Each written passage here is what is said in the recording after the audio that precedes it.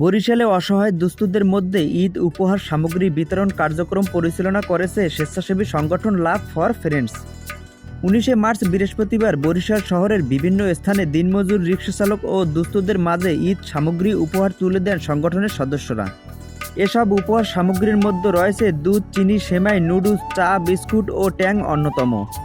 উক্ত কার্যক্রম পরিচালনা করার সময় আজিজুর রহমান, আশিকুর রহমান এবং প্রতিষ্ঠাতা পারভেজ শিকদার উপস্থিত ছিলেন।